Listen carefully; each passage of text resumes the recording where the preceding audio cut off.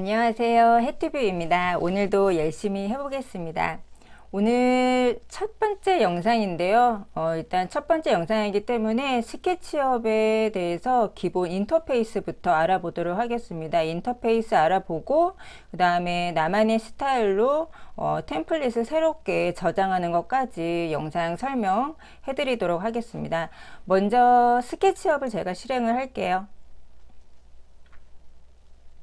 스케치업을 실행해 주시면 이런 화면창이 나타나는데, 요거는 새로운 파일을 여러분들이 어떤 거를 오픈할지 골라 주시면 되는데요. 이 중에서는 지금 보시면 아시겠지만 각각의 단위가 좀 다르게 설정이 되어 있는 템플릿입니다. 그래서 여러분들이 여기에서 아무거나 골라서 오픈하시는 것보다는 단위가 밀리미터로 되어 있는 파일을 저는 오픈할 거예요. 일단 파일을 오픈하는 방법은 이 썸네일 부분이죠. 이 부분을 마우스 왼쪽 버튼 클릭해서 프로그램을 실행해 주시면 이렇게 스케치업 프로그램이 실행이 되었습니다. 그러면 위치를 좀 잡고요. 자, 하나씩 이제 화면 구성을 살펴보도록 하겠습니다. 제일 왼쪽 상단에 보시면 제목 없음이라는 그 파일명이죠. 근데 실제로 지금 우리가 열어놓은 파일은 아무것도 저장이 안 되어 있는 새로운 파일 열었기 때문에 지금 여기에는 제목 없음이라는 이름이 나타나는 거고요. 나중에 여러분들이 파일 메뉴 안에 세이브 에즈를 이용해서 다른 이름으로 파일을 저장하시게 되면 여기에 이제 파일명이 나타납니다. 그 옆에 보시면 스케치업 프로 2022라고 되어 있는데 제가 사용하고 있는 스케치업의 버전이죠. 뭐 저와 다른 버전을 사용하고 계신 분들도 있겠지만 버전에 따라서 뭐 차이가 너무 아래 버전 같은 경우는 조금 약간의 차이가 있을 수 있겠지만 최신 버전 뭐 2024 이렇게 쓰시는 분들 2023 뭐 이러신 분들은 제가 설명하는 영상에서 크게 다른 점은 없으실 거예요. 그 중에서도 조금 다른 점이 있다 하시면은 제가 뭐 따로 설명을 드릴 수도 있고 아니면 여러분들이 댓글로 질문을 해주시면은 제가 답변을 해드리도록 하겠습니다. 그 다음에 밑에 보시면은 파일부터 헬프까지 보이실 텐데요. 여기는 지금 메뉴예요. 스케치업에서는 이 메뉴 안에 있는 그 하위 메뉴들을 굉장히 자주 사용을 하게 될 겁니다. 그래서 어떤 메뉴 안에 어떤 하위 메뉴들이 있는지 여러분들이 정확하게 파악을 좀 해 놓으시면은 작업하기가 수월하고요. 그 아래쪽에 보시면은 이제 툴바들이죠. 이런 것들을 툴바 안에는 각각의 기능을 가지고 있는 아이콘들이 들어 있고요. 그리고 이 툴바 같은 경우는 지금 제 화면과 여러분들 설치한 프로그램에서의 그 툴바의 위치라든지 종류 이런 것들이 조금 다르게 보이실 텐데, 툴바 같은 경우는 사용자에 의해서 얼마든지 화면상에서 숨기거나 다시 보이게 만들 수가 있거든요.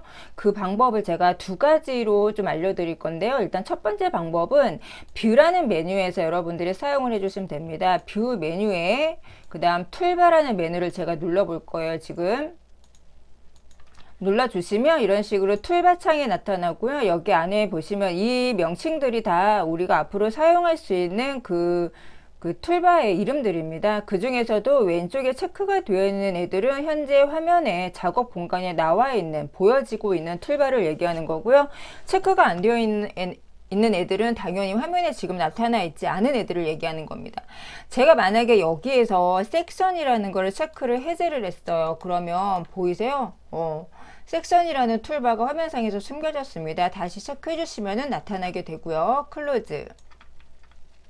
그 다음에 두 번째 방법은 사실 조금 더 간단합니다. 오른쪽 위쪽에 보시면 여러분들 아마 분명히 빈 공간들이 있을 거예요. 이 빈 공간 영역에 마우스 오른쪽 버튼을 클릭 한번 해주시면 이런 식으로 우리가 사용할 수 있는 이것도 마찬가지로 툴바의 이름이에요. 그럼 마찬가지로 왼쪽에 체크가 표시가 되어 있는 애들은 현재 작업 공간에 나와 있는 그 툴바의 이름을 얘기하는 거고요. 그럼 마찬가지로 제가 마우스 오른쪽 버튼 바로 눌러서 섀도우를 한번 클릭해 주시면 섀도우라는 툴바가 화면상에서 숨겨졌습니다. 다시 보이게 하려면 그 메뉴를 다시 한번 클릭해 주시면 얼마든지 나타나고요. 그 다음에 툴바의 위치를 여러분들이 조금 움직이거나 조금 바꾸고 싶다 하신다면 이 툴바마다 한쪽 방향에 이런 점점점점 막대기 표시가 되어 있는 부분이 있거든요. 이 부분에다가 마우스를 제가 한번 갖다 놔 볼게요. 마우스를 위치해 주시면 이 네 방향으로의 화살표 모양이 나타나는 마우스 포인터로 변경이 됩니다. 이때 마우스 왼쪽 버튼을 누르신 채로 드래그 해주시면은 이런 식으로 모델링 공간으로 빼서 작업을 할 수도 있고, 이미 이렇게 위치를 움직인 애는 이 툴바의 이름이죠. 이름 부분을 클릭한 채로, 마찬가지로 마우스 왼쪽 버튼입니다. 클릭한 채로 원하시는 위치에다가 드래그해서 가져다 놓으시면 되고요. 아니면 클릭한 채로 다시 이렇게 순서를 바꿀 수도 있고 두 줄로 해서 볼 수도 있고, 그래서 여러분들이 편하신 대로 위치 조정하시고 작업을 해주시면 됩니다. 그 다음에는 아래쪽으로 내려가 볼게요. 왼쪽 하단에 보시면 지금 여기 부분을 우리는 상태 표시줄이라고 얘기하거든요. 지금 뭐 선택한 오브젝트를 클릭하거나 드래그해라 라고 나와 있는데, 제가 지금 사용하고 있는 툴 자체가 셀렉트라는 툴이에요 지금. 그렇기 때문에 셀렉트 툴을 어떻게 사용하는지에 대해서 스케치업이 이렇게 한번 제시를 해주는 겁니다. 그래서 이 상태 표시줄만 보시면 내가 어떤 툴을 사용했을 때, 지금 라인 툴이라는 걸 제가 눌렀거든요. 그럼 라인 툴을 사용했을 때는 가장 먼저 뭘 해야 되는지 나타나는 거 보이시죠? 첫 번째 점을, 첫 번째 끝점을 클릭해라. 내가 그릴 선에 첫 번째 점을 클릭해라. 뭐 이런 식으로 나타나니까 그 다음부터는 이제 여러분들이 바로 올라갈게요. 상태 표시줄 위에 보시면 이런 식의 입력창이 보이실 겁니다. 근데 이 입력창은 제 화면처럼 왼쪽 하단에 있을 수도 있고 오른쪽 하단에 있을 수도 있어요. 약간 위치가 달라질 수는 있는데 이 입력창 굉장히 중요하죠. 작업하는 데 있어서 여러분들이 그릴, 지금 제가 라인을 그리고 있죠. 라인을 그릴 때 아까 지정한 첫 번째 끝점에서 마우스를 움직여서 어느 방향으로 갈지 움직여 놓고, 제가 여기다가 1500 엔터 누르면 이렇게 입력창에 1500이라고 찍히고 바로 그 다음 점을 찍어줍니다. 이렇게 작업을 하셔도 되고요. 그리고 어떤 툴을 사용하고 있냐에 따라서 이 명칭의 이름이 좀 바뀝니다. 입력창의 이름이. 그거는 사이드 개수를 먼저 물어보죠. 서클 같은 경우는, 라인은 길이를 물어보고요. 셀렉트는 메저먼트라고만 나옵니다. 그래서 이거는 여러분들이 입력창은 항상 보시면서 정확한 여러분들이 입력하고자 하는 수치값을 입력을 해주시면 됩니다. 그 다음에 오른쪽에 보시면은 디폴트 트레이라고 있거든요. 이 트레이 부분도 굉장히 중요합니다. 항상 오른쪽에 위치를 하고 있을 텐데 별도로 얘는 위치를 조정하실 필요는 없으세요. 오른쪽에 저는 위치해서 그냥 작업을 하고 있고, 이 트레이 안에서도 여러 가지의 트레이 메뉴들이 존재합니다. 이 메뉴들 중에서도 여러분들이 만약에 필요가 없다 싶으시면은 클로즈 버튼 눌러서 해주시면 되고요. 화면상에 숨기는 거죠. 만약에 숨겨놨던 걸 다시 꺼내오고 싶다, 그럼 여기에서는 우리가 꺼낼 수가 없어요. 어디로 가셔야 되냐면 윈도우 메뉴에서 디폴트 트레이, 위치 알고 계셔야겠죠. 윈도우에서 디폴트 트레이에 가서, 제가 좀 전에 스타일이라는 트레이를 클로즈 했잖아요. 그렇기 때문에 여기 체크 표시가 없어진 겁니다.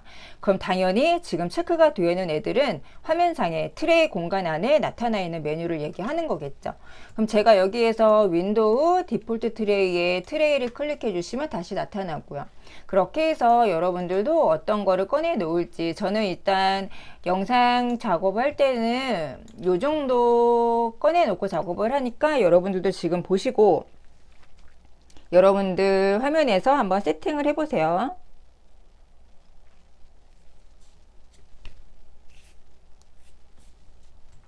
자, 그 다음에 여기서도 트레이에서도 여러분들이 보고자 하는 거는 이 삼각형 버튼 눌러서 펼쳐 보시기도 하고, 조금 넓은 공간을 차지한다 느껴지시면 이렇게 다시 한번 클릭해서 접어넣고 작업해 주시면 됩니다. 트레이 같은 경우도 뭐 작업하시다 보면은 모르고 이렇게 클로즈 버튼을 눌러서 아예 트레이 자체를 화면상에 없애시는 분들이 계세요. 그럼 화면에 조금 모델링 작업 공간은 넓어 보이니까 뭐 좋겠다라고 생각하겠지만, 우리는 트레이를 굉장히 자주 쓸 겁니다. 트레이 안에 있는 기능들을 굉장히 자주 사용을 할 거기 때문에 이게 없으면 안 돼요. 그래서 지금 없어진 걸 다시 보이게 만드시려면 마찬가지로 좀 전에 보셨던 메뉴 다시 가셔야 됩니다. 윈도우 메뉴에서 디폴트 트레이에 쇼 트레이. 저는 그 트레이를 화면상에 숨겨놨었기 때문에 다시 요거 쇼라는 명칭으로 바뀐 거고요. 여러분들 아마 지금 화면에 트레이가 보이시는 분들은 여기에 하이드 트레이라고 나와 있을 겁니다. 그거 확인해서 저는 숨겨놨으니까 다시 보이게 만들어 줄게요. 그 다음에 이제 사실 가장 중요한 부분이죠. 우리가 앞으로 3D 모델링을 많이 작성을 해야 될 이 작업 공간입니다. 작업 공간 같은 경우는 지금 눈에 들어오는 게 서로 색이 다른 세 개의 축이 보이실 거예요. 그죠? 3차원의 공간이기 때문에 축의 개수도 3개로 나뉘어져 있습니다. 그럼 이 축의 방향 정확히 알고 계셔야 되는데요. 먼저 살펴볼게요. 빨간색 축은요, X축입니다, 여러분. X축. 그 다음에 초록색은요, Y축이고요. 파란색은요, Z축입니다. 꼭 기억하셔야 됩니다. 반대 방향으로 뻗어 있는 점선도 축인데요. 이것도 한번 알아볼게요. 파란색 아래로 내려가는 축은 마이너스 방향의 Z축. 그 다음에 반대 방향 앞쪽으로 나오고 있는 거는 마이너스 Y축, 왼쪽으로 향하고 있는 거는 뭘까요? 마이너스 X축이겠죠. 그 다음 이 축들이 지금 현재 만나고 있는 이 부분을 우리는 원점이라고 얘기합니다. 오리진이죠. 자, 그렇습니다. 그래서 3D 하실 때는요, 특히 스케치업에서는 이 X, Y, Z축 방향으로 정확하게 모델링을 작성하거나 또는 이동하거나 수정을 해주시는 게 굉장히 중요하기 때문에 이 색깔 방향으로 제대로 가고 있는지, 제대로 그리고 있는지 꼭 정확하게 여러분들이 확인하면서 작성을 해주셔야 되고요. 그 축 바로 옆에 보시면 어떤 남자가 서 있어요. 그죠? 이런 걸 우리가 뭐라고 하냐면 스케일 피겨라고 얘기를 합니다. 휴먼 스케일 뭐 이런 거라고 생각을 하시면 될 것 같아요. 사실 저는 그럴 일은 별로 없는데 모델링 작성하시다 보면은 저는 정확한 사이즈에 의해서 모델링을 작성하는 편입니다만 뭐 그냥 임의로 그리시는 분들도 간혹 계실 거예요. 뭐 예를 들어서 이런 식으로 제가 모델링을 대충 그렸어요. 그럼 이 박스가 실제로 인체 치수를 기준으로 했을 때 어느 정도의 크기를 가지고 있는지 그런 것들이 여러분들이 조금 비교 대상이라고 보시면 되거든요. 그러니까 사람 인체 치수를 기준으로 했을 때 한 요 정도 허벅지 또는 허리에서 허벅지 중간 정도까지 오는구나. 뭐 그렇게 해서 보라고 만들어져 있는 건데 사실상 우리가 이 스케일 피겨를 이용해서 모델링을 작성하는 건 아니기 때문에 얘는 사실상 필요가 없어요. 전 작업할 때 화면에 두지 않습니다. 괜히 걸리적거리거든요. 그래서 이거는 실제로 뭐 길이 한번 재볼까요? 뭐 평균 성인 남자 키 정도라고 보시면 됩니다. 지금 보이시죠? 1787mm라고 되어 있으니까 뭐 178cm 좀 넘어가네요. 그죠? 뭐 그렇게 해서 이해를 하시면 될 것 같습니다. 필요가 없으니까 저는 다 지울게요. 그 다음에 제가 아까 말씀드렸어요. 이 내가 사용하고 싶은 이 뭐 툴바라든지 트레이를 여러분들이 세팅을 잘 하셨다면 이 화면 그대로를 새로운 템플릿으로 나만의 템플릿으로 저장을 하는 방법도 있는데 그 저장하기 전에 마지막으로 제가 하나만 뭘 좀 세팅할게요. 윈도우 메뉴에서 모델 인포라는 게 있습니다. 우리가 모델링 공간에서 사용하는 여러 가지 설정들이 있는데 그 설정들을 여기에서 관리를 해줄 수 있거든요. 한번 들어가 볼게요. 여기에 보시면은 유니트라고 보일 거예요. 단위에 대해 설정을 좀 하고 갈 겁니다. 아까 입력창에 보셨나요? 제가 라인에서 엔드포인트 첫 번째 엔드포인트 찍고 마우스를 움직여서 X축 방향으로 움직이면서 1500 엔터 눌렀을 때 1500mm라고 써 있었을 거예요. 사실 우리는 밀리미터 단위로 사용을 하고 일반적으로 우리나라에서 사용하고 있는 일단 산업 분야에서 설계를 하거나 모델링 하시는 분들은 대부분이 밀리미터 단위로 되어 있는 모델링을 작성을 하거나 도면 설계를 하고 계시기 때문에 굳이 입력창에서까지 밀리미터 단위를 표기할 필요는 없으세요. 물론 하셔도 됩니다. 근데 저 같은 경우는 그거를 꺼놓고요. 요거를 체크를 해제하시면 그 입력창에서 밀리미터 표시도 안 나오고요. 나중에 우리가 3D에서 이 스케치업에서 치수를 입력할 수도 있는데 그 치수 입력할 때도 치수 문자 뒤에 밀리미터 기호는 따로 여러 단위는 따로 우리가 표시 안 할 수가 있습니다. 그래서 그걸 원하시는 분들은 체크를 해제해 주시면 되고요. 그리고 뭐 선을 그릴 때 길이마다 스냅이 걸리게 할 거냐? 1mm겠죠? 그럴 필요가 없습니다. 스냅이라는 건 마우스가 한번 뚝뚝뚝 끊긴다라는 얘기인데 그럴 필요도 없기 때문에 체크 해제할 거고요. 그 다음에 나머지는 여러분들 선택사항입니다. 길이는 단위가 밀리미터, 면적은 제곱미터, 부피는 세제곱미터잖아요. 근데 밀리미터 단위로 길이를 여러분들이 작성을 하실 때 소수점 이하 자릿수를 몇째 짜리까지 볼 거냐라고 결정을 하실 수 있는데 3D에서는 사실 소수점 이하 자릿수가 있는 길이를 가지고 있는 모델링을 많이 작성을 하지는 않기 때문에 저는 소수점 이하 자릿수는 따로 표기를 하지 않을 생각입니다. 필요하신 분들은 여기서 뭐 원하시는 그 소수점 이하 자릿수에 맞는 그 내용을 한번 설정을 해보시는 것도 좋을 것 같아요. 여기까지 설정이 모두 끝났으면은 클로즈만 눌러주시면 되고요. 그 다음에 나만의 이 파일로 템플릿으로 저장을 하고 싶다 하시는 분들은 파일 메뉴에서 Save as 템플릿을 할 겁니다.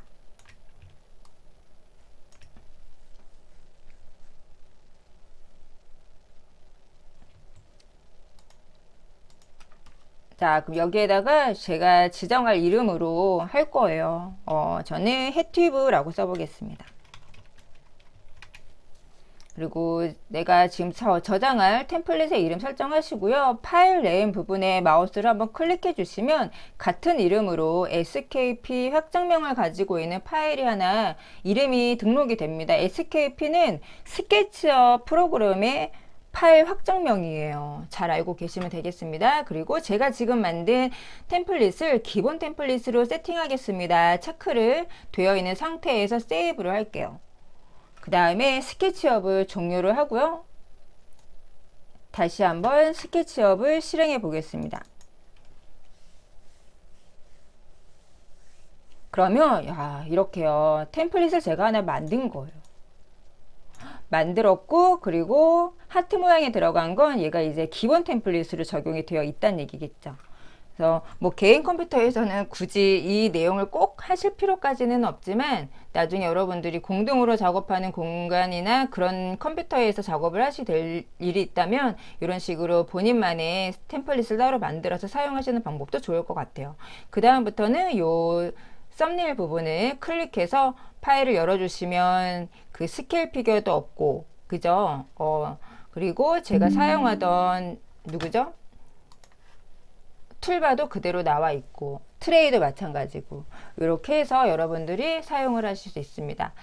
지금까지 첫 번째 영상이었고요. 그리고 스케치업의 인터페이스와 그 다음에 나만의 템플릿으로 설정하는 방법, 저장하는 방법 알아봤습니다. 이번 영상도 여러분들 열심히 들어주셨나요? 열심히 연습해 주시고 그 다음에 다음 영상에서 만나 뵙겠습니다. 수고하셨습니다.